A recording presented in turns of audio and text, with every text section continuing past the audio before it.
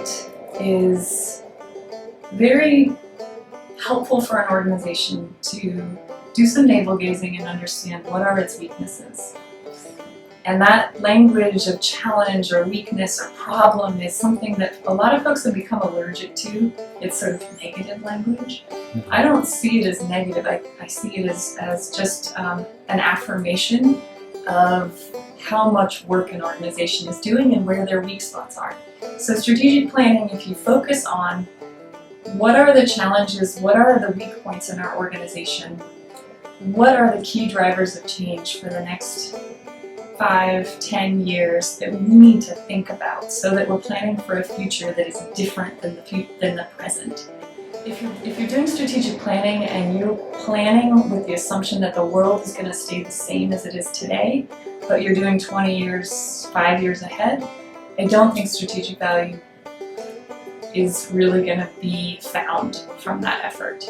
But if you can look at where you are, where you need to go as an organization within the framework of drivers that you can control, such as staff pay, but also compared to drivers you can't control, like political situations outside of your organization changing so that your funding sources change, right? You can look at drivers that you control and drivers that you don't control and think about how you move an organization that's imperfect into a future. And that is very concrete, actually. It shouldn't be aspirational, sort of broad statements that have no meaning to staff, to board members. You should be able to really lay out sort of actions you're going to take in the short term and actions you're going to take in the long term to continue to stay adaptable and growing. I think some of the major drivers that we're looking at are the economic shift in the Valley is a driver that we don't control, but that we know with the changes in hybrid work environment, teleworking is much more common than it used to be.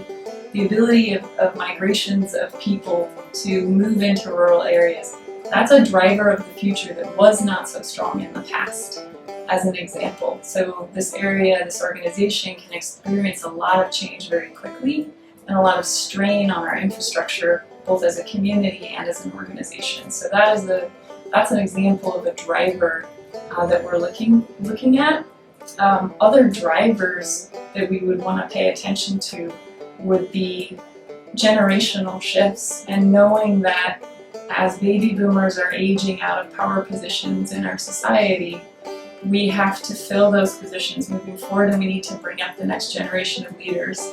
So how do we focus on young people and including them in meaningful ways in the work that we do and not tokenizing youth participation. So a driver of change would be that generational shift and looking at this valley and this organization through that lens. One of the best pieces of advice you've been given?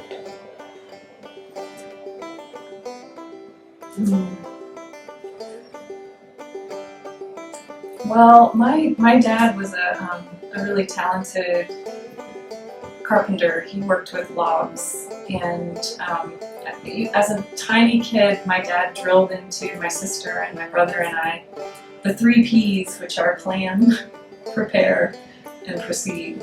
And it's kind of funny now that I'm a planner in life, and that's how I started out as a 4-year-old. But my dad understanding that you really need to lay out how things are going to fit together. You need to understand the weak points in your joints, and you need to prepare the right materials before you get going on the path. And I think that has been really good advice.